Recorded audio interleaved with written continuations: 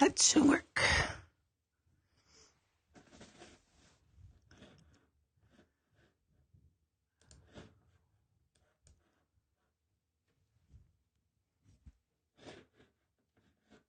I see one person is tuned in right now.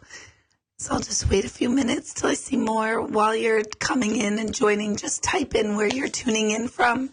And if this is your first time that you've ever joined me, there's only 2 people on. So I have to just check them. Okay, now there's 13 of you. I'm just waiting for my chat button to pop up here so that I can see you guys. This is the part that always pisses me off every week. I can't see like where my chat screen is. It just usually just kind of appears. Aha, like now it's appeared. Okay, so, wow, now there's 35 of you. Okay, so Milford, I know my voice is ridiculous. I'm not going to make this a long one tonight because I want to rest my voice. I'm not sick. It's just I have no voice. And if I am sick, I don't know it. So, again, just type in where you're tuning in from, no matter what, even if this is the 10th time you've tuned in. And, if you tuned in before, if you've never tuned in before, just let me know this is your first time and how you heard about it.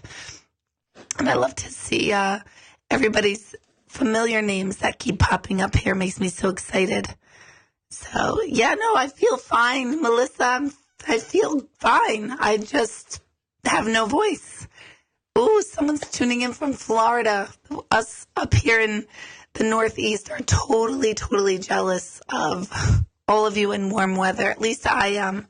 This is crazy, that the fact that we live like this. And I have tea here. Melissa, I don't know if she's come in yet, but a woman named Melissa Darrows told me to try to put coconut oil in tea, and I did. So I'm drinking tea with coconut oil to try to soothe this. So let me just see. Yeah, sexy voice, right? My kids keep telling me that I sound just like Marge Simpson, which is not so sexy. So that makes Greg Homer Simpson. So that makes me laugh. Oh, excellent. Someone from Saugerties is tuning in. That's not far from me. And, Texas. That's another warm place. And for those of you who are tuning in for the first time, this is not what my voice normally sounds like. And again, I'm not sick. And if I am sick, I don't know it. I just have no voice. And I've been trying to do everything to fix it. I even drank, apple cider vinegar this morning. I almost threw up all over. So that was fun. Yes. Lemon. I have tons of honey in here. I have coconut oil in here, coconut oil. So whatever. So I'm going to keep it kind of short tonight so that I'm not overusing my voice, because I do have readings tomorrow morning and I want to make sure I'm good for that for sure. So this is how this night works. For those of you who have never joined in, I don't do any personal intuitive questions, and I don't do mediumship in this format. So if any of you have a question about yourself personally or someone you've lost, this isn't the forum that I would answer those things. So if you think I'm ignoring your questions, I'm totally not ignoring them. This isn't the format for that. So tonight you could just ask me about more generalized questions. That way everybody who's tuning in can receive something and get something out of it. That's what this is about, just so that I can have time to answer questions that you might not have the opportunity to ask in general. So, for those of you, I'm not sick. I'm totally not sick. If I was sick, I'm much too big of a baby when I'm sick. I wouldn't do this. I just don't have a voice, and it's really annoying me. And everybody around me is making fun of me, and I want to tell them to F off, and I did. So, anyway. Oh, you're at Graham's house, Kyle. Very good. Oh my gosh, Jenna, you lost your voice for over a month? That would be insane. That would not be good. So, let's see. I saw someone write I'll try whiskey. I will totally I'll try anything at this point. Actually, I did read no alcohol. That is way too, it dehydrates your throat. And I was like, damn it, this would be the perfect time to have alcohol. Oh, Shelly, hello. Good to see you here. And okay, so I saw someone, Marcia, let me just write this. So, I'll go over a couple things in a minute, but I just saw a couple questions already popping up. So Marcia wrote, do I ever travel to do readings? I travel to do group sessions, absolutely. But I don't go to other people's homes to do readings anymore. That's kind of how I started like 18 years ago. And so some people want a group of people and they want a private group reading. And I do those, but I hold them at my center in Newburgh. So, but will I go and travel around the world just to do a private reading? No, unless you're like Lady Gaga or Bradley Cooper, Richard Branson. I'll do anything for you guys, but I don't travel so much anymore. I am looking for more venues further away from me. So if people have connections to venues that will hold a gallery, and I'm looking more for theater type venues. I'm trying to steer away from what I've been normally doing is restaurant venues. I'm getting away from that and kind of going on a larger scale now. So if anyone has connections to theaters or places like that, colleges that are interested in talent or events, I'm all for doing that. Let's see.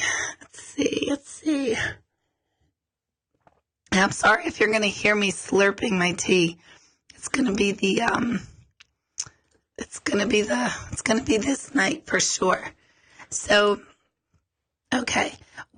Kat asks, why do we go through all this trouble to learn our lessons? Where does it get us? It's a freaking great question, because I know a lot of you are asking, like, we all talk about that we come here on this planet to learn something.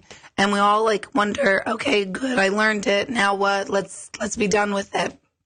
But really what the whole concept of lessons are, or you'll hear us talk about, we have contracts to come in here. It's really about the fact that we are all these energy beings, and we are all the exact same form of energy, the exact same. There's no difference between the molecular makeup that makes me to the molecular makeup that makes all of you. There's absolutely no difference. The difference is how those molecules are arranged and how they're expressed. And unfortunately, as humans, we become very, very overly identified with the expression of the energy that we are, meaning our identity. You know, I am Deborah and this is what I do and I have kids and this is my life and blah, blah, blah. That becomes my identity. But the truth is that none of that really matters. That's just kind of a byproduct of the way my energy is expressed in this lifetime. So why do we come here? And what the hell is it all about is what we all kind of really want to know, right? So we're here to understand and feel what it likes to be a piece of that larger energy. Because when we are connected to what I call in my book, the collective whole, we don't experience anything but all that is. So when we come here, when I say come here, when we are born through here, it gives us really the opportunity to see the separation from all of us, which is all one, into tiny little slivers of manifestation. And that way we can experience the collective whole. We can experience all of it as a separate entity from it. So that's what our lessons are about. We're here learning stuff. And we're learning how to be separate in hopes that we are reminded that none of it matters. And it's really a stupid system, to be honest. But that's the way we humans have created it to be, because we are so overly identified with how we are, who we are here. And we forget that we are like so much bigger than what we think. So why do we go through all this trouble? I don't know. I think I mean, in the big picture, it's like, oh my God, who cares? I just want to be with the collective whole. But at the same time, we can look at it as we're just here experiencing. And when we can detach from the judgment of our experiences, meaning this is good and this is bad, and then we're just experiencing it. So I know a lot of religions, particularly the Buddhist religion, talks about separating ourselves and detaching. And that's what it means. It means detach, that, this situation or scenario is happening to me for whatever reason. It's not because I'm bad or I did something bad, or it's not because I deserve it. It's more because it's part of the experience. So that's one way of looking at it. The other way we look at it is because we're freaking idiots, all of us, and it's like enough is enough. So what causes more of the bad is our response and outlook on it. If everything in your life is bad, I guarantee you it is not life that is bad. It is your expression and response to it. And that you have to learn how to change. That's where that judgment comes in. Only human beings, they were the only species known to place judgment on experiences. Going to my son's basketball game today was great. Or, going to my son's basketball game today was terrible. We're the only ones that place a judgment on it. We don't say going to that game just is. We don't say that. We have to make a distinction in our minds. And that's where the whole system goes awry. That's where the whole humanity goes awry. That if we just experience something as is, that's it. There's no good or bad. But if you're looking at everything as bad and negative, then it is going to feel that way. So that's one way that I really do work with people to start seeing, how are you viewing the world? And is it all bad? And if it is all bad, you have some work to do. And not just you, Kat, but anyone. You have work to do. And then it comes down to your human choice of, am I going to choose to see this differently, or am I going to continue with the same shit thinking? And a lot of people decide it's much easier to have the same shit thinking. But I can tell you it's not easier. It doesn't make things easier or better. So I hope that helps. I hope it does. My kids can look at my voice being lost right now as a really good thing or a really bad thing. It's up to them. Okay, so Christina, yes, you told me last week. No, I told you last week to remind me of this, so thank you. And then thank you guys for those of you who are just joining me. Just again, I'm so sorry, my voice, this is so annoying. I know. But just type in where you're tuning in from, and if this is also your first time, include that as well when you're checking in. But Christina asked last week, and I didn't get to it. If we reincarnate, if so, are we leaving our loved ones in heaven, never to be seen again? Also, if we're in such peace in heaven, the afterlife, why would we want to leave and not stay? How do our loved ones keep sending us messages if they're reincarnated? So we can reincarnate and still connect with someone on the other side, because how you're thinking is very much in human terms. And I say this all the time, that when we're talking about energy and when we're talking about the other side and we're talking about our true nature, we cannot apply human logic to it, because being human is a very, very finite and very limited expression of energy. And so it's difficult to grasp all these concepts on a very non-human thing and put them into human terms. So reincarnation that's making the assumption that you and me and anyone who's ever lived and ever will live are just one being. And that's not the case. So when we reincarnate, we're tuning into a consciousness that was once linked to a particular form or body or ego or identity, whatever you want to call it. But that goes on forever and ever. And then it just houses in a new body. So it's not literally the exact same human being. It's pieces of the consciousness that reincarnates. It's also very rare for a person to reincarnate within a generation, and even two within a family. So it's happened, but it's very uncommon. So We can always connect with someone who's reincarnated because it's multiple facets of the same energy anyway. Why do we choose to come back?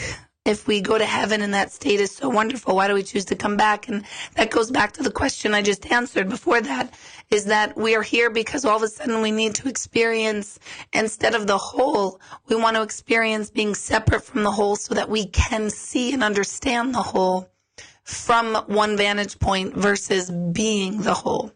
So in other words, it's like, if all of energy, heaven, the collective whole, the universe, God, whatever you want to call it, if that was really the ocean, when we incarnate, it's like all of a sudden we take a glass of that ocean water.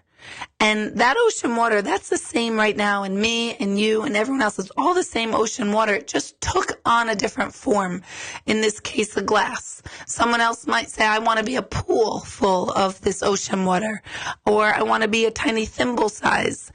So, but it's still all the same water. It's just taking on a different form. That's exactly how to describe what we are. We're all the exact same thing. We're just taking on a different form, for the purpose of experiencing as that form and experiencing and being able to see what form we are not. Meaning the glass is seeing I'm not a thimble. A thimble is seeing I'm not a pool. Now again, only humanity, human species will place, bigger must be better. And that's not true at all. That's not true. When you're talking about the essence of things and things, what is, it is all the same stuff. It's just different containers. And then how do our loved ones keep sending us message if they're deceased? Same thing, like I said before, it's very rare that they've reincarnated within a generation or even two. But again, it's because this is where quantum physics comes in, is that there's no such thing as time in all of this. So someone who's passed 40 years and has reincarnated is actually existing on the same time length as we are talking right now. And that's when everyone goes, what? But there's no, quantum physics is proving this every day. Time itself is an illusion, and it's an illusion that's created by gravity and the bending of light rays and density, which is all an illusion in our world. When we are on that larger scale, there's no such thing as finite time or finite anything. How's that help for a Monday night? How's that like just light Monday night chats about time and physics? You are Lady Gaga, then I will totally be with you, my friend Marcia. Oh gosh, let's see, Regina, you asked, oh God, my throat's so annoying. You asked, have you ever considered doing classes on developing your gift for intuitive folks? I do them all the time. I have a center in Newburgh, New York, and I teach classes all the time. I'm starting again in, I think it's June that I started on the calendar for my next series of intuitive development. I'm also thinking about doing a summer camp for adults where you can come for a couple of days and a couple hours during the summertime. This is obviously geared very much towards teachers. But you could take a day, you could take all the days and kind of doing a on the spot retreat or camp at my center over the summer. So there'll be details coming on about that. To get information on those things, you have to be on my mailing list. And the only way to get on my mailing list is to go to my website and sign up for my mailing list. But there is a confirmation email that comes right after you sign up, and you have to confirm that you that you signed up, because otherwise it gets stuck in no man's land. So if you don't get a confirmation email, check your spam folder. 100% of the time it's there. So that's how you get on my mailing list.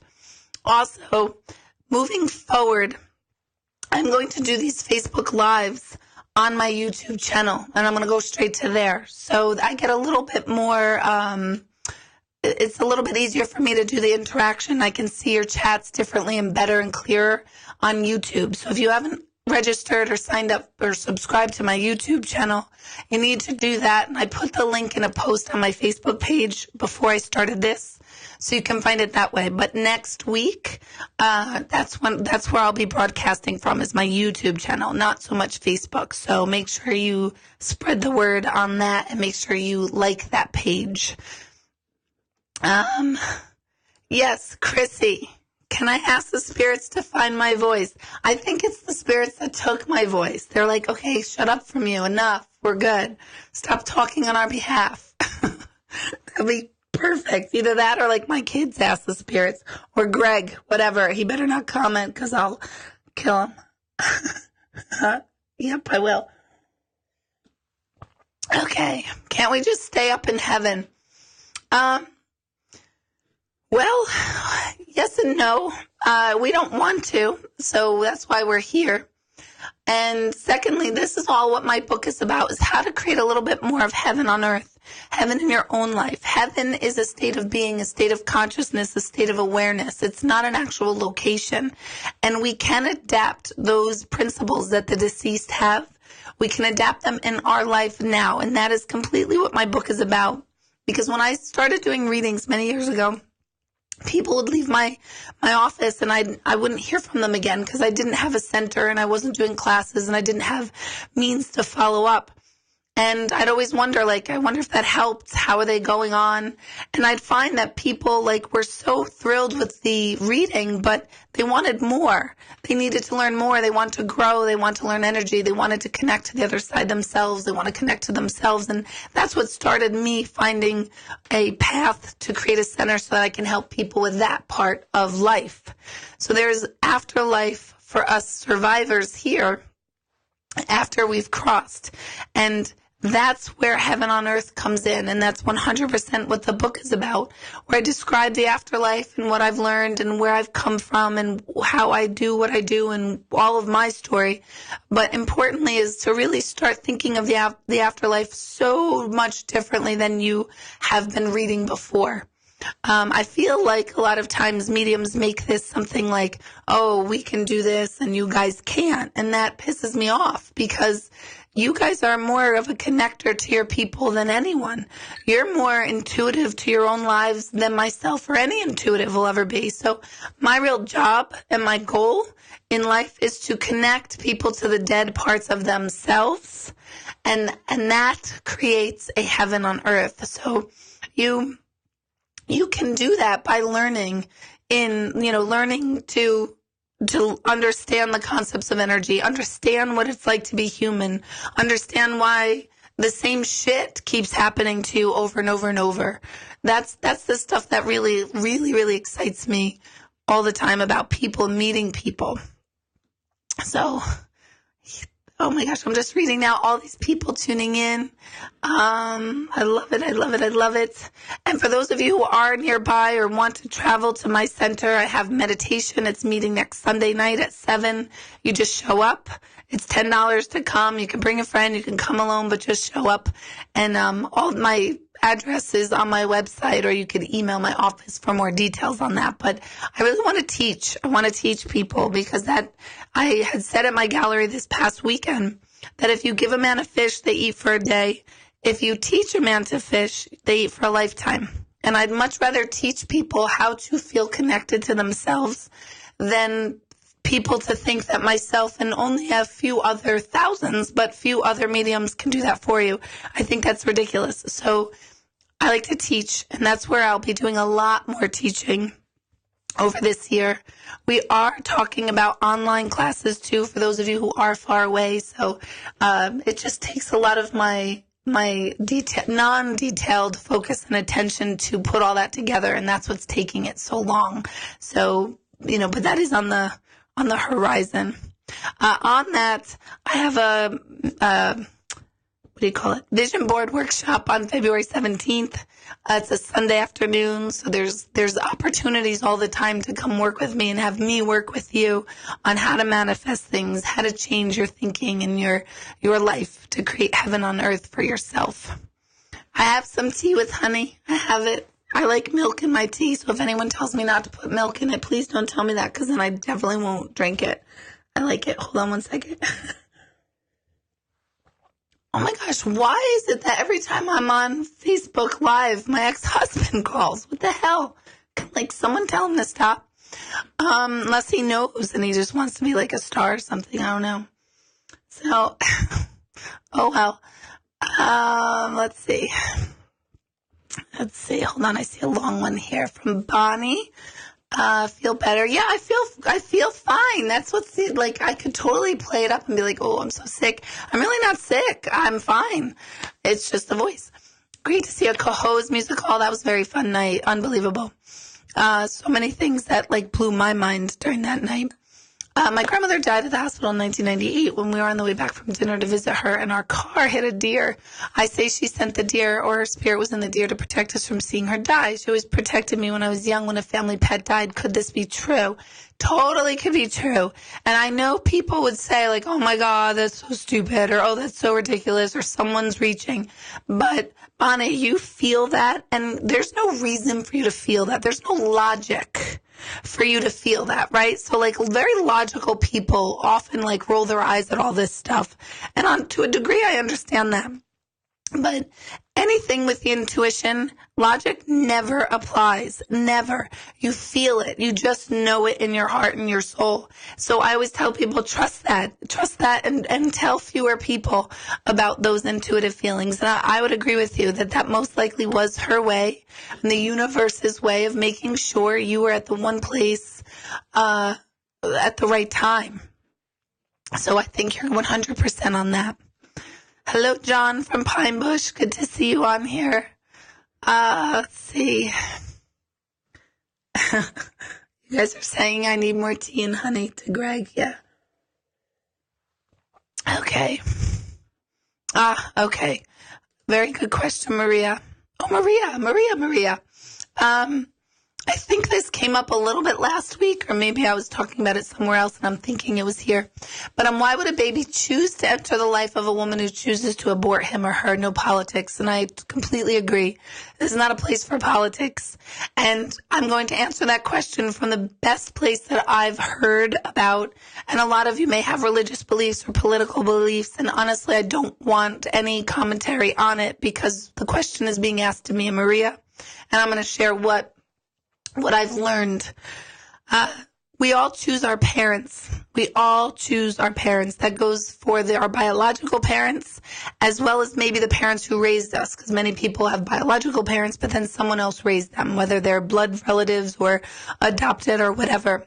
But we choose that. And that's part of going back to that first question tonight. It's part of our lessons. It's part of what we're here to learn. Oh, in this lifetime, I'd like to learn what it feels like to have parents that leave me. That is actually a lesson, if you will, that people kind of choose on a spiritual level. Same thing with these children who are aborted.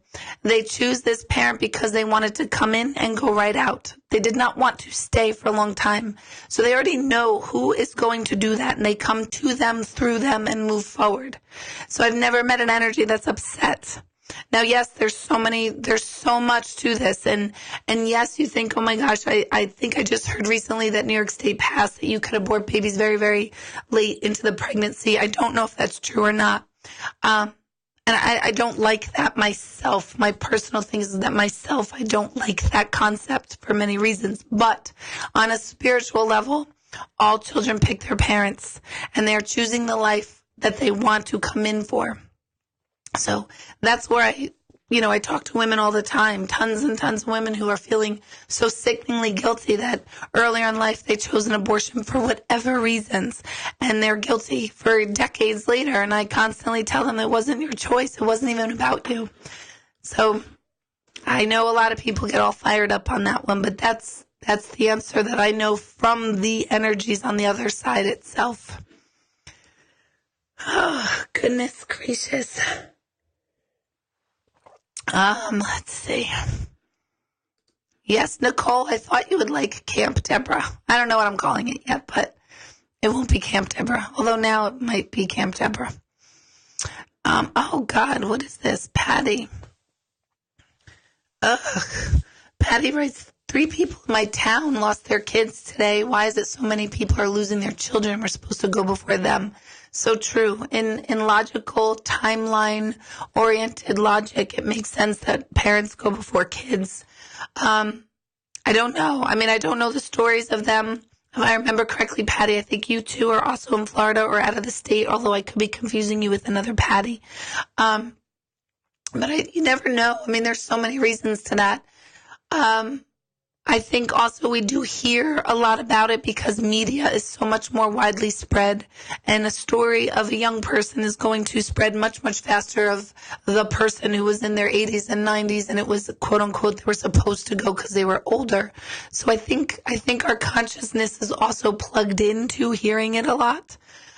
3 in one day in one town is a lot, but then I often think, and I'm sure they're tuning in on some level of the people of that horrible limo accident up in upstate New York where 20 people passed in one car accident. So, is it that more kids today are passing than ever before? I don't think so. I think just our media consciousness and awareness of them passing is a lot more.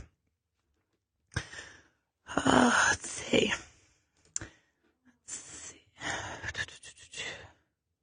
And my voice is so annoying.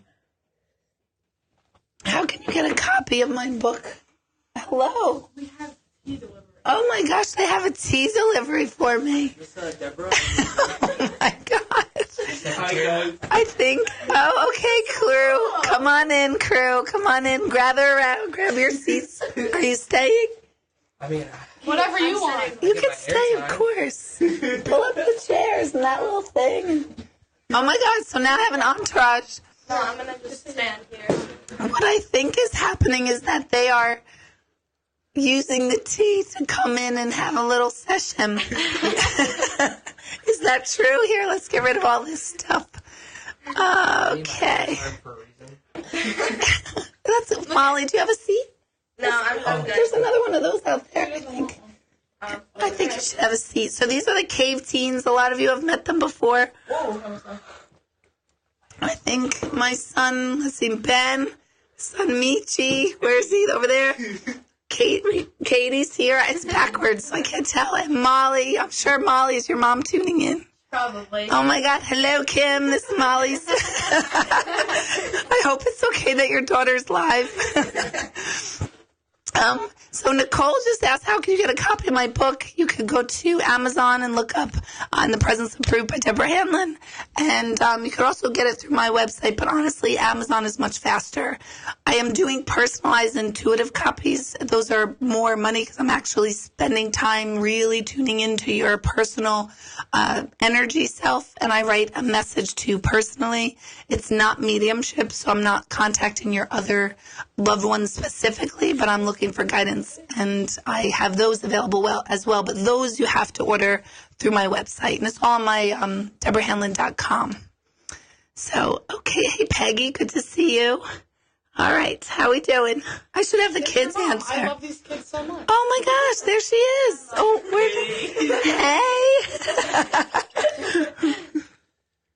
hey. Truly, we have the best kids, right, Kim? And their friends and everything. It's like, they're such good kids, thank God. Thank God, just keep it that way. I think we're all banking on having a snow day tomorrow, right? Yeah. Yeah, I hope so. Yeah, we should probably do that, though, just in case you have it. Okay. Thank you, Jane Buckley, for that. Let's see. Here's a good one from Melanie. Melanie is asking, what are ways that loved ones can send messages? There's almost no ways they can't send messages. So it depends on how you tune in. It depends on their personality. It's literally anything and everything. And I usually tell people that, how do you know if a sign is a sign? Because that's something I hear all the time. And the way you know is how you feel when you receive it. So say you're walking down the street and all of a sudden you smell roses and it's like in the middle of the winter. And you're like, oh my gosh, I totally smelled roses 2 seconds ago. And your grandmother always grew roses and roses remind you of your grandmother. That is a wink. That is a sign. That is how they communicate. Why did they do it that way? I have no idea. To be totally honest, I have no idea. Some of their signs don't make any sense. But they can do it through all means. The problem is with being human is we constantly think it's connecting with them and communicating like them is like it is here. And it's not. When we apply human principles to a spiritual dynamic, it doesn't really have good crossover. It doesn't have good translation, I should say. So through music, through songs, through other people, through dreams, through out-of-body experiences, through meditation, through sense, auditory, you could hear them. I mean, there's so many. Electricity, electronics, these are the common ways, but there's 1,000,001 different ways. So even just now, I introduced my niece Caitlin and Molly and Ben and Michi. If you had a loved one with any one of their names and they just happen to join right now, that's what I'd call a wink. The fact that I'm speaking their name. Or say for someone else, their sister was Melanie and they passed and I just called on your question. That's a wink. So it's not coincidence. So how do you know if a sign is a sign?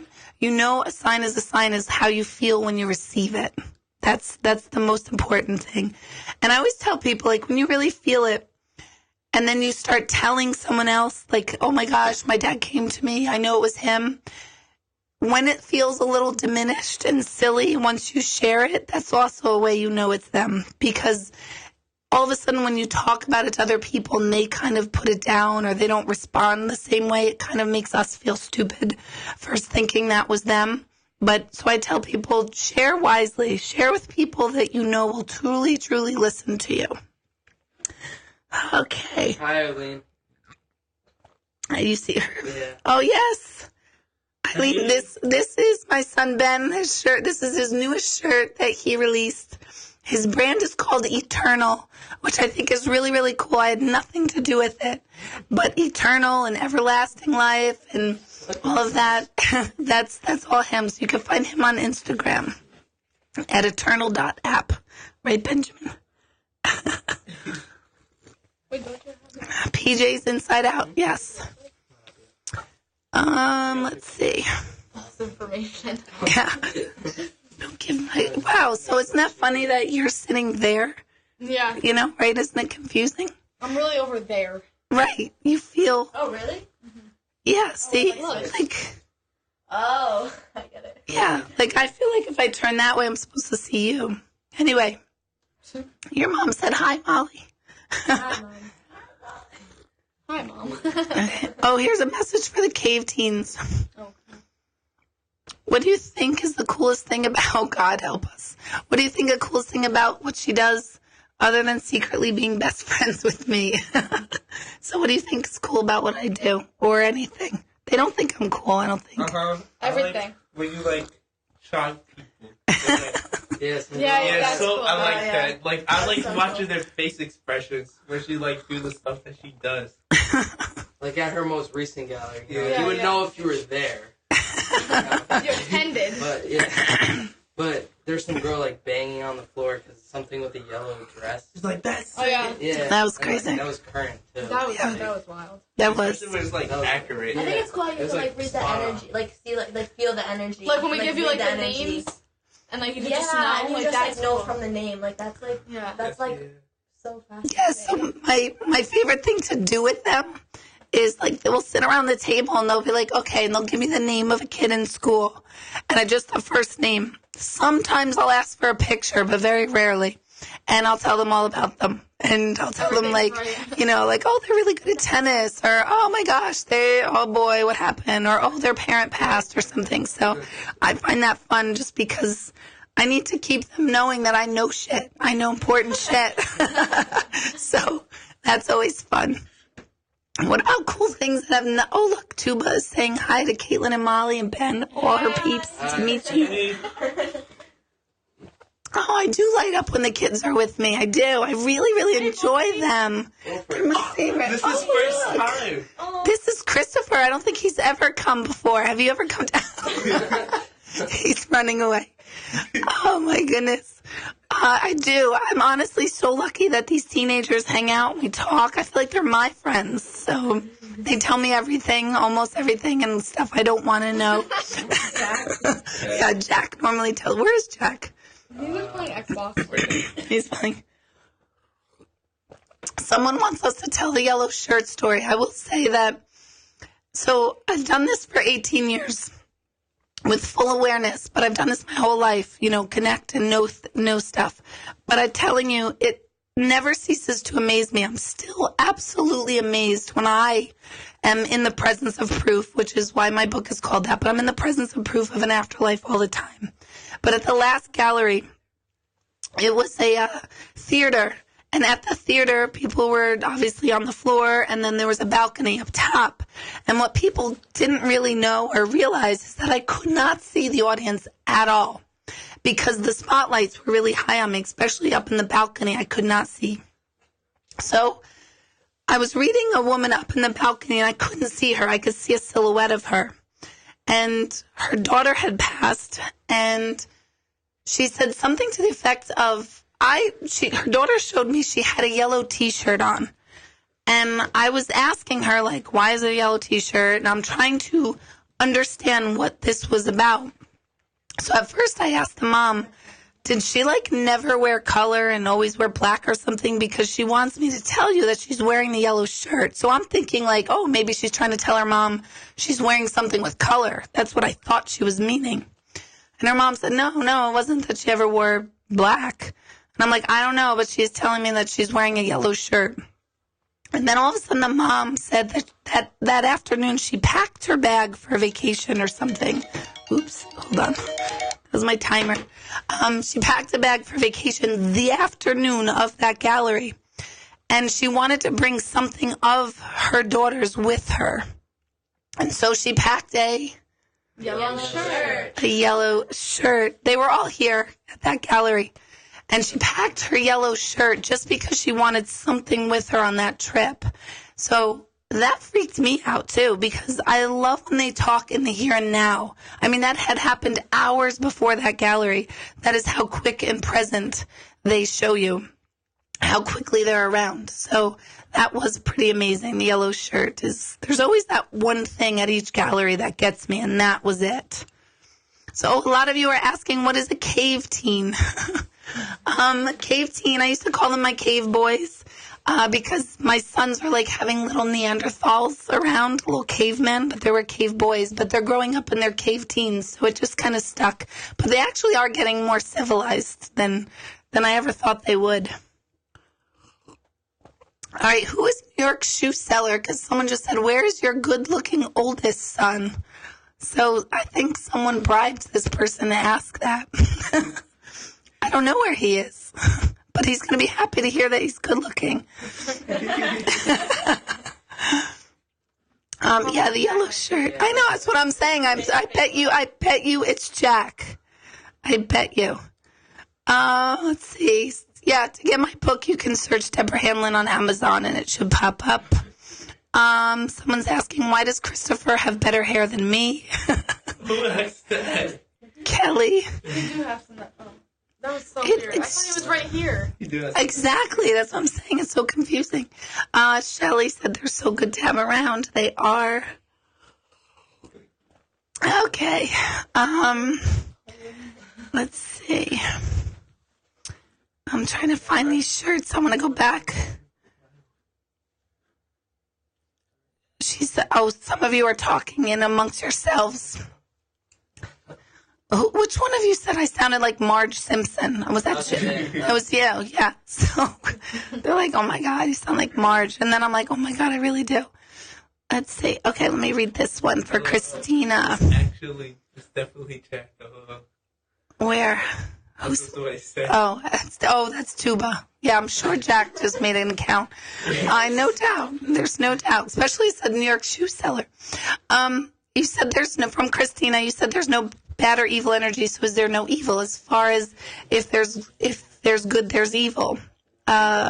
Is there no evil force to explain all the horrible things that go and have gone on in the world? It's hard to believe that some of the sick, horrible things that go on aren't driven by some evil force. Yes, Christina, no, there is evil. Absolutely, there's evil. That exists on this side of the realm, this realm over here, on the human side. There is no such thing as evil, negative energy, because the energy that we all are is the exact same pristine energy. So it's kind of like saying there's no darkness in the sun because the sun is just complete light. There's no darkness, no evil on the other side or in energy and spirits. And paranormal shows don't like me for that. People like to instill fear for the spirits and ghosts and all of that. We have plenty of evil to handle here in this life than having to deal with evil on the other side. So evil is a force that exists within particularly humanity, actually, because evil is an intentional force of bad. Nature, you could say, has evil in it in the case of, say, like a forest fire. When a forest fire naturally occurs, it's actually nature's way of correcting itself. It clears the land so that new growth can happen, and it's a natural occurrence. The same thing with volcanoes and earthquakes and you name it. It's part of Earth, and that's not an evil. It's just a function of nature. Humans, evil with negative intent is what evil is, or change with the purpose of doing destruction is evil. And there's no species on the planet that initiates evil other than humans, or any known species. And you could say, like, what about the tiger that's killing the antelope? They're killing the antelope for food. That's survival. It's not out of a malicious evil act. So that's a part of nature. So there is absolutely evil and horrible things that people do, and that is our pristine energy gone wrong. Why? There's the big, huge answer for the reason why, but there's no such answer that really suffices to really answer the whys. To be on here. Who said that? The New York shoe seller. I tried to look them up, but it's just. But it says September 23rd, 2015. Who are you, New York shoe seller? They're trying to look you up to see if you are my oldest son. When did you close those curtains? Because I keep hearing like feedback. Thank you so much, Molly. See, I keep thinking that's Katie over there. So I hope that answers the question. There is absolutely evil, but it's not of spirit. It's not energy form. It's our energy form that manifests through a human as evil with the intention to do bad. Okay. New mediumship classes are in New York, at my center in New York, and eventually they will be online, but eventually is a long way away until I actually announce it's done. I think we should need to get Jack down here to prove that it's not him. Where do you get my book? Amazon, and the name of the book is In the Presence of Proof. It is right back there. Oops, back there. Wait, my head's in the way. There it is. Look at that. You guys like parted like the Red Seas. That was great. So you can get that on Amazon, and I will also attach the links for all of that. Let's see.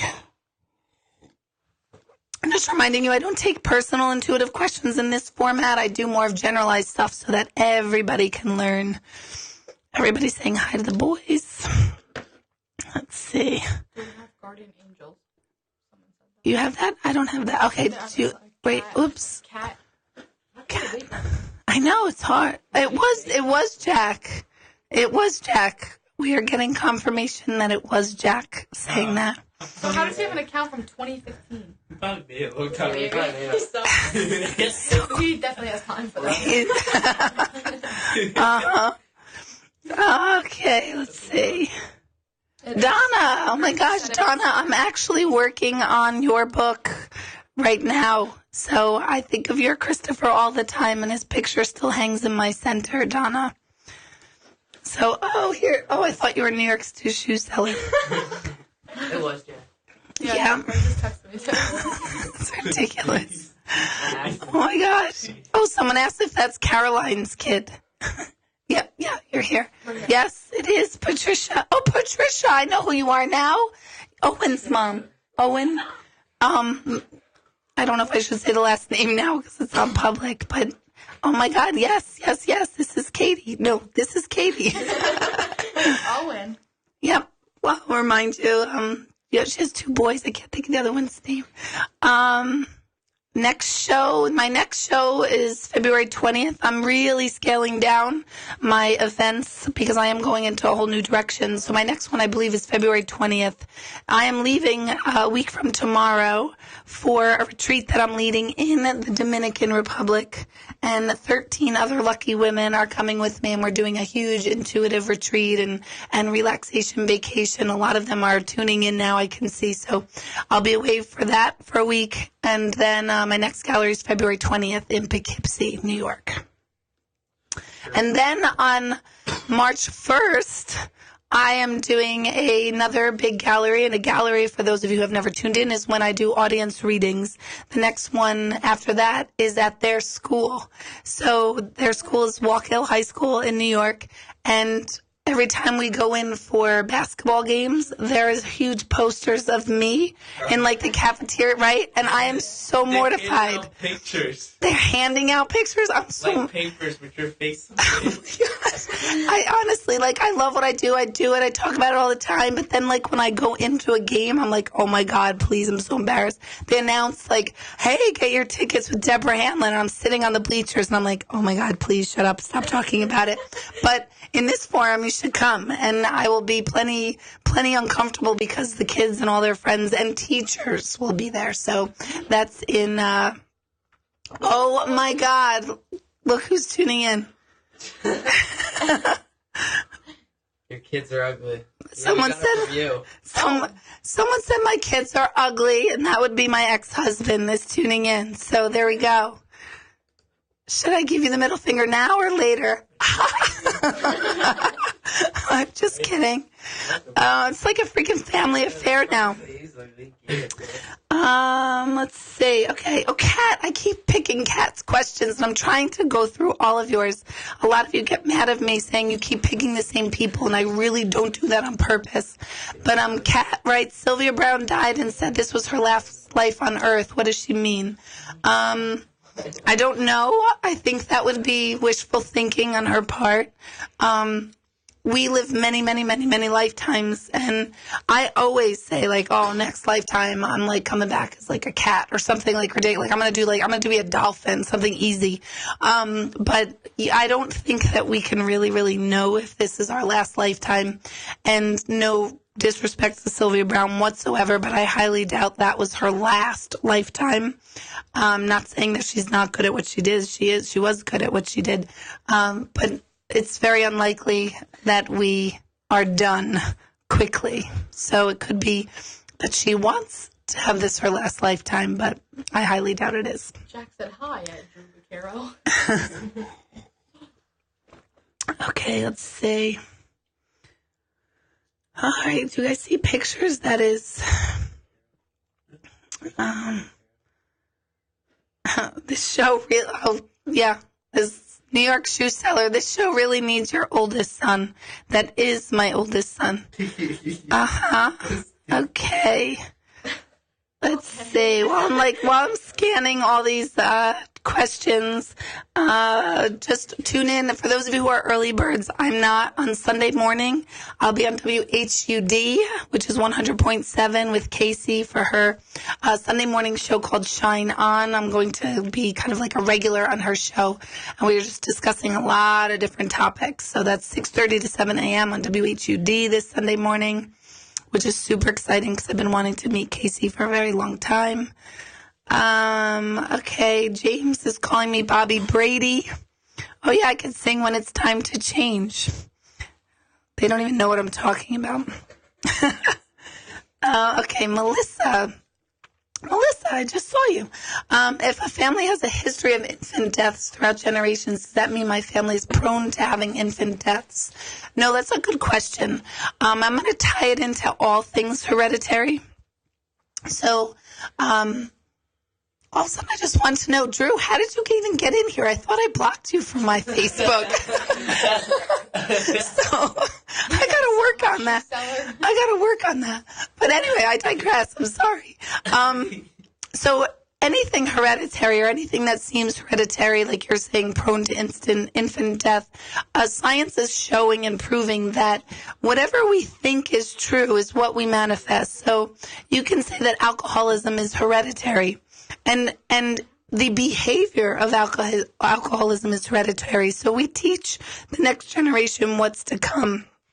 And by behavior. And if we don't change the behavior, that's what that gene for that illness, whatever it is, gets turned on by our belief about it. And there is a book called The Biology of Belief by Dr. Bruce Lipton who talks about this. So this isn't just some airy-fairy crap. This is actual real science. And the Genome Project and DNA studies and chromosomal studies is showing that there really isn't so much hereditary as there is the belief about any particular thing that turns on the gene for it. So if you say, oh my gosh, everyone in my family has breast cancer, therefore you start to believe or think that you're going to have breast cancer, you actually turn the gene on, and you're basically telling your genes to have it. So, and that's a very watered down explanation. So I don't think that they're more prone to infant deaths. I think it's just a terrible occurrence that is happening. How do you change it? Is you don't label it. You don't label it as anything. It is those who have passed have already passed, but you don't have to make it a story that this is what your family goes through. And I hope that sounds like I'm not being rude. It's not being rude at all. It's just you want to change your vernacular about the infant death in your family. Same thing with alcoholism. Same thing with diabetes and being overweight. A lot of it is very much learned behavior that our genes are taking the direction from our thoughts and our behavior. We're gonna go. Okay. We're gonna go to gas station. Oh, hey, can you guys grab some Ludens cough drops? Yeah. All right, cool. Drew has money. Bye, guys. That was funny. I said Drew has money. Bye. Bye. Bye, guys. It's real. It's been real. Will be available. That's great. Okay. Any intuitive advice for dating? Yeah, don't date a shithead. Like I did the first time and married him. Oh my God, Drew, you're the one tuning in, so now you're going to get it. Okay, so this is fun. Now that I know he's here, it's fun. Let's see, what else do we have? Animals, they do reincarnate. Absolutely do and reincarnate. As humans, sometimes, yes, not always, and vice versa. I know people laugh like, oh my God, it's my uncle, my dog now, and stuff like that. It doesn't necessarily work like that. And speaking of that, our cat died on Monday. Greg found our... You're an idiot. Our cat died on Monday, and Greg found him on the street. Come on in, New York shoe seller. Here's the one that was playing upstairs saying that he should be invited. So. Hello, everyone. I hate you. Oh, my gosh. Question. I wanted to say it. I'm leaving. Okay? Oh, someone asked a question. No. What? No. No, they asked me a question. No, they asked. Wow, I look yeah. crazy. Yeah. You look perfect. Okay.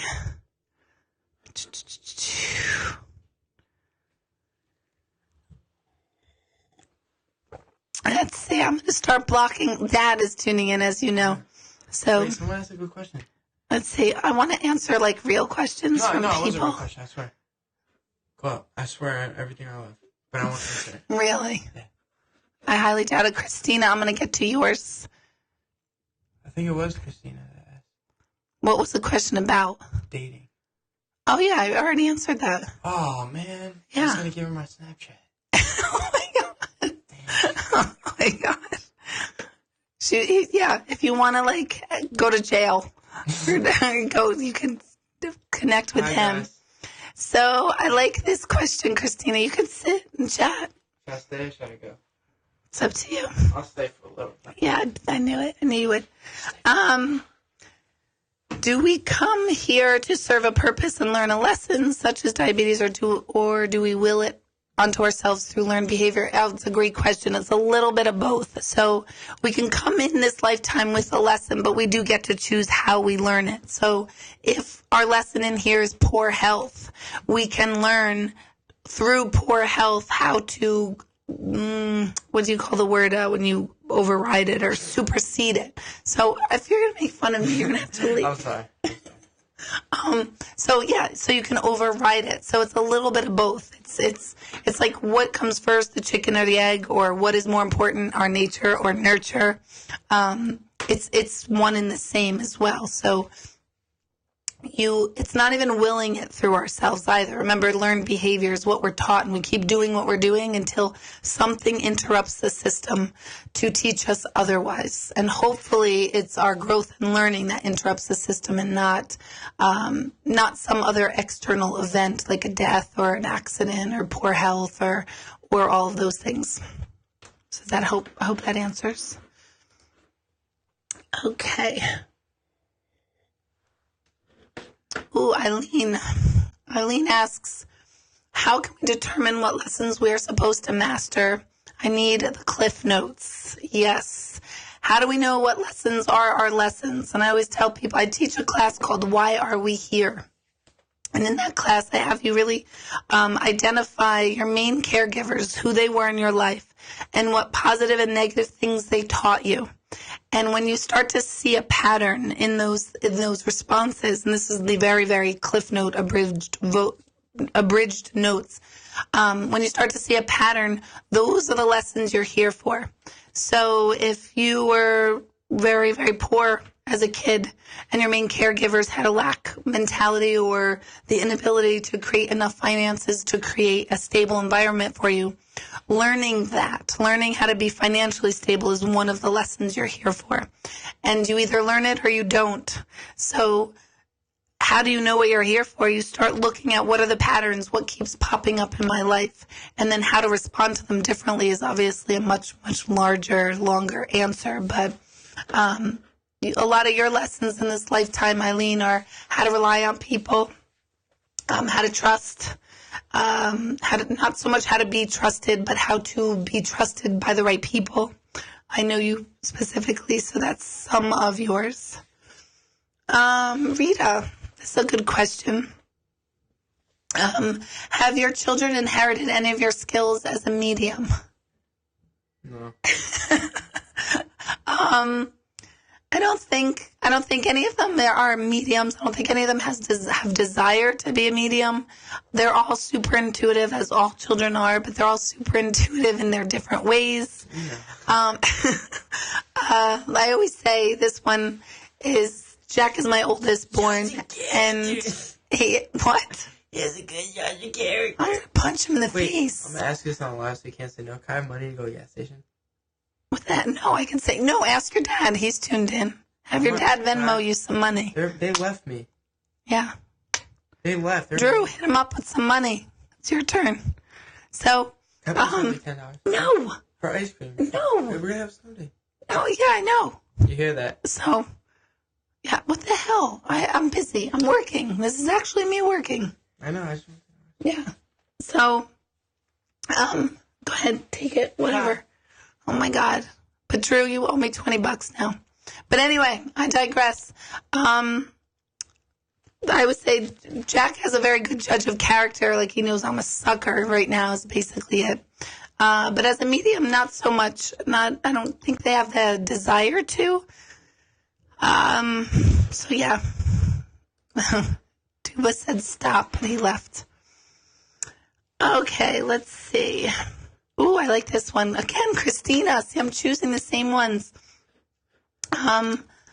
Will we spend our afterlife with our kids, and will we always be their mom? No, we won't always be their mom. Not necessarily. In some lifetimes, we might be their grandparent, or some lifetimes our children might be our parents, and vice versa. So it doesn't even mean that we're related, actually, to our children. In this lifetime, you can have a daughter, and in the next lifetime, that daughter could be your mother-in-law. So, I mean, there's so many different dynamics. Gender doesn't cross over, so just because you have a son here doesn't mean he'll be male in another lifetime, or that you'll be female in another lifetime either. So, it varies. It doesn't mean that they necessarily will be our kids, but most likely we will be, again, returning with the same clan of people, except in my case, I will not be returning with anything to do with my ex-husband whatsoever. I've done enough, and I think we're good now. So, like, in our next lifetime, we don't need to come together. Unless, like, he's like my fucking goldfish in the fish tank, then I'll be fine. because I kind of kill all fish, but whatever. Namaste. I'm sorry. Are you still tuning in? Let's see. Drew, you should come on more. Yes, Jack is my mini-me. Yeah, make sure they give us their ice cream. Okay. Kat and Christina, you're asking so many great questions. And I'm going to do Janine next. Let's see. Okay, so how can you explain if someone is happy and has enough money and is healthy? What could the lessons be? There are so many lessons people can have. Just because someone has money and health and looks and seemingly have everything on the outside, they could really struggle with lessons of self-acceptance or relationship issues or having to care for another loved one who's very, very ill or has a disability or something. So everybody on the planet really does carry some sort of cross, proverbial cross, to bear. So I think a lot of times people really do think, and I know I was raised to really think that people with money had no problems, that they were very lucky. And that was so not true at all. That money is nice to have, and it definitely makes things easier, but it doesn't mean you're problem free. It alleviates a lot, yes, but it does not mean you're problem free at all. So there could be so many different lessons that come with life and living that you don't even know how to quantify it. Let's see. Emma from New Jersey, welcome. Let's see. Yes, James, you and I were definitely sister, brother, something in another lifetime for sure. No, they probably didn't really leave Jack behind, Kim. You love the rapport that I have with my ex. No, but I'm not kidding, Michelle. Like, I sound like I'm kidding, but I'm really not kidding. It's fun banter right now, but I'm, like, totally in my head giving him those big, like, F you and stuff. And I'm sure vice versa. It's totally fine. Namaste. It's all fine. I'm somehow going to figure out how to block his ass from this stuff. But he and Greg have a nice rapport, which is really cool. That's fun. Let's see. Do I believe there's a hell? I had Janine's question. I have to find it again. Janine, if you could retype your question, because it's hard for me to see and answer the questions and all of that. So if Janine, I know I said that that would answer yours next, but I lost it now, so I can't find it. But Chad writes, do you believe there's a hell? And if not, is that because no one has come through from there?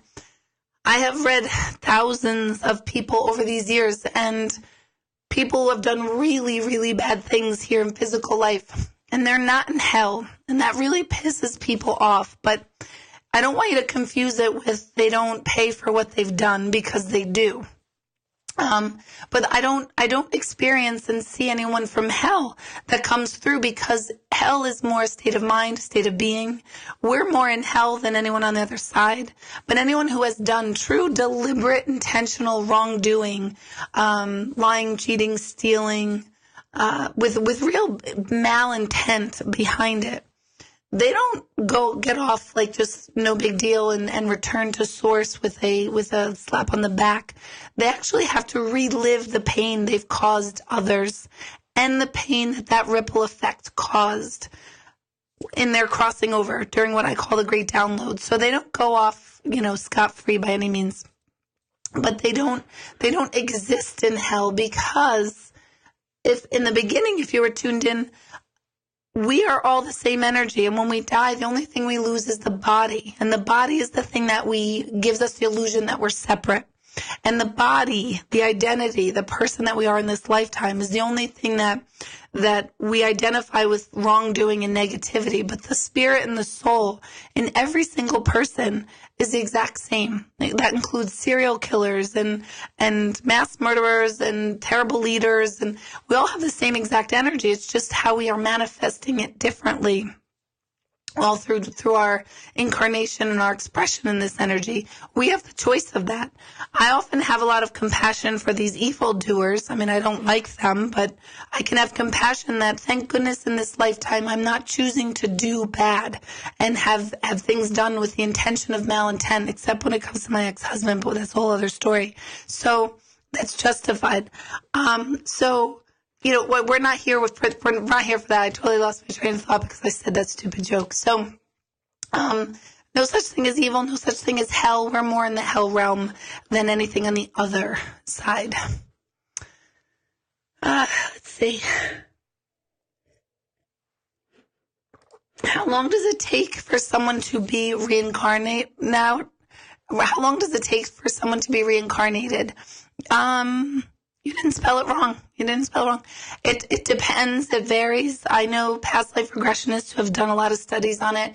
It is rare that it is very quick, but there have been actual studied proof and documented data on energies that have reincarnated within the 9 months of passing. So it could be as soon as that. Or it could be hundreds of years. I don't really know if there's a specific time. In fact, I don't think there is, where it's like, 5 months and 6 years or that type of thing. There's a hell. Oh my God, Drew, shut up. Drew and Greg are ridiculous. Oh, sigh. Yeah, and I feel fine. It's just annoying me. My throat is annoying me. Oh, so a great question from Karen. I know you've said when you're sick, when you pass, you're pain-free. What if someone has Down syndrome and passes? It's the exact same thing. Any issue whatsoever, whether it's perceived disabilities and severe autism or severe dementia, anything that we have here, none of that is what's really real. It's the manifestation of energy. So we are all just manifestations of energy. And if we could really, really think of each other on that level, there'd be so much more peace in the world. But we don't, because we're slivered in separate energies, and we have agendas and things that we want to do and accomplish. And we're all very different. And that's designed for a purpose. But when we pass, we finally realize, like, oh my gosh, we were all whole in one this whole entire time. So no matter what limitations or perceived limitations, because those with Down syndrome aren't limited, it's the perception of others might see them as so. But it's the same. It's the same exact thing. They go into complete wholeness. We go into complete wholeness no matter what we have here. There's a level of wholeness that returns. Loretta, it's a good question. Your 8-year-old granddaughter started to cry tonight. She said that my father was here and that she misses him. How to explain to her he's okay without getting into it too much. She probably already knows that he's okay. She's experiencing her human disconnect from him. And all you have to do is say that. Say, you know what? Physically, we're disconnected, and he's not physically here, but he's always with us in spirit. He's always around us. So that's how you can make sure she knows he's okay. But I bet you kids have such a stronger sense of everything being okay and of the other side that it'll make more sense to her than it will to you. Also, I always recommend this book. It's called The Little Soul and the Sun by Neil Donald Walsh. It's a children's book. It's one of my favorites. It's more about like the contracts and lessons that we learn when we come in here into this lifetime. But it really, to me, explains so much about the other side in human terms. So that's a good one for her. Let's see. Will we still see our loved ones? Absolutely, we'll see our loved ones. Absolutely. So no matter who you connected with here in this lifetime, you will connect on the other side.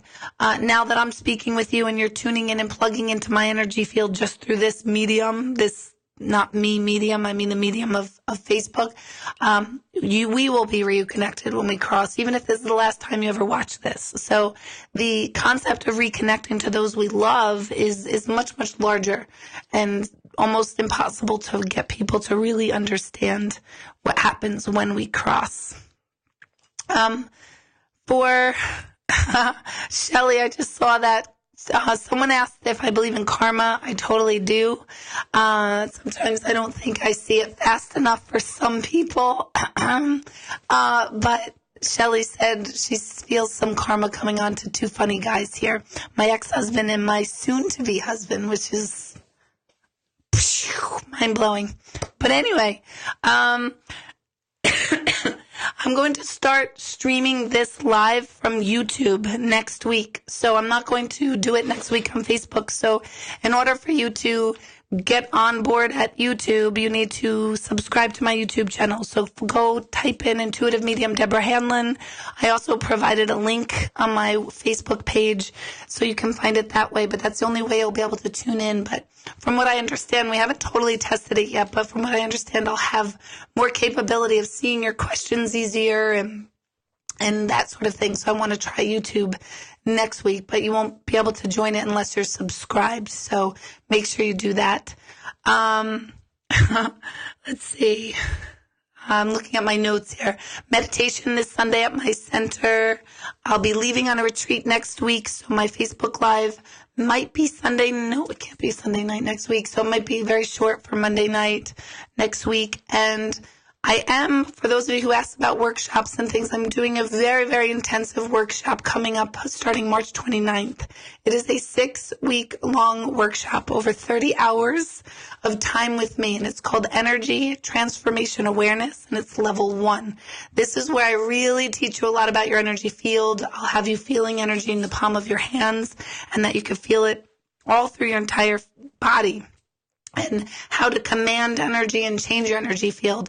And then what we work on, this is a very, very intense class. It's very emotionally draining at first, because I'm going to help you dredge up some old shit that's been in your energy field for a long time that no longer serves you. So I have, I think, 10 more spots for that. I try to keep it small. So that's starting March 29th. It's 6 weeks long, but you're only going to meet with me for 3 weekends over the course of 6 weeks. So all that's on my website. I am totally loving to see your stuff back and forth amongst each other.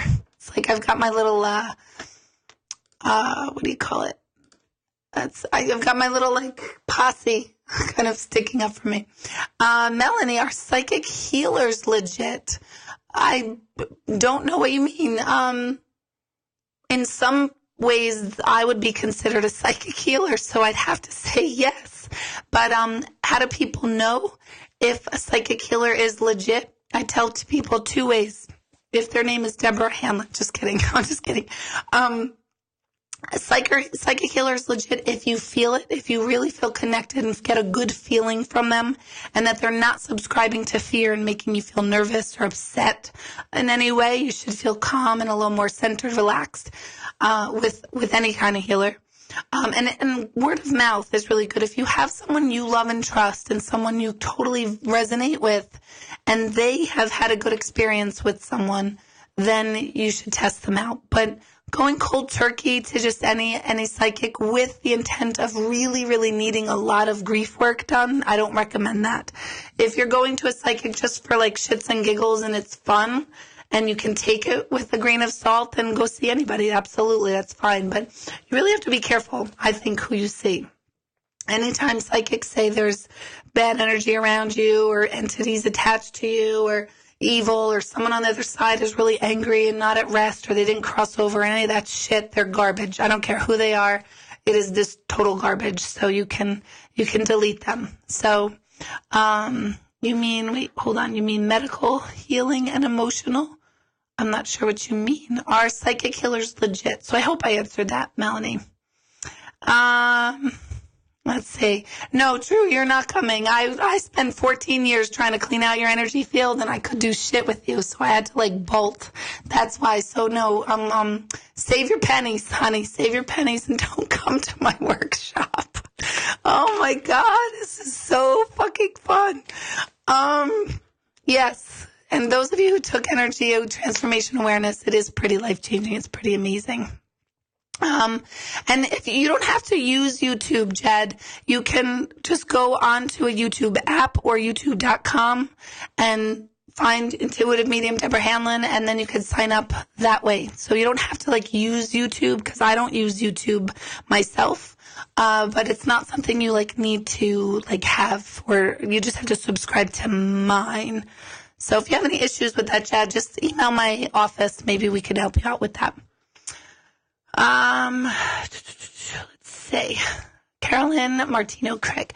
I hear you at 92.1. It always seems you'll say things I could totally relate to. I try sending energy through the radio. Do you actually feel that over the radio? I always say that whatever you're listening to, I say this at all my events.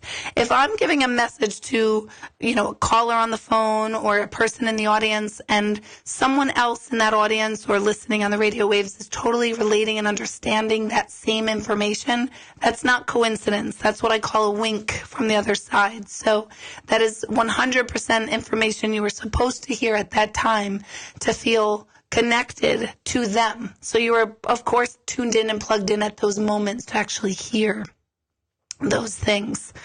So yes. Okay. Ryan, do you recommend something specific for grief healing?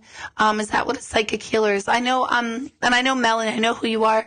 So I know Melanie didn't mean this in this way, but I always hate the word psychic. It makes me think of like crystal balls and neon signs and just stuff that is just not me. But a psychic healer, an intuitive healer, is somebody that with the right intention can absolutely help with a lot of plethora of things. I can hopefully help with grief after someone has passed. I can give you that proof and evidence that they're still around you and that they're okay. I can answer questions about how they passed at times, not all the time. Some depends on your people and how they communicate. What I really think is what I think I'm really good at this point is helping people reconnect to the parts of themselves that they lost along the way for whatever reasons. And that's what I really love, helping the living really resurrect the dead parts of themselves. So that's what I'm really, really focused on moving forward. So, a couple of things. My voice, I went through that second thing of tea. And I really want to rest it because I do have sessions tomorrow and I really need to be on for that. So find my YouTube channel, like my Facebook page, answer any questions or all my questions that you might need answering are on my website. Let's see, what else? Energy Transformation Awareness. Click on my calendar for March 29th. You can see the rest of the write-up and description there. And I think that's it. Meditation and where to get my book, In the Presence of Proof. It says that way. In the Presence of Proof is on Amazon.com, so you can find it there. So I am totally going to pop off tonight just so that I can completely rest my voice. And thank you all for tuning in. And I will see you all, except for you, Drew, next week. Bye, guys.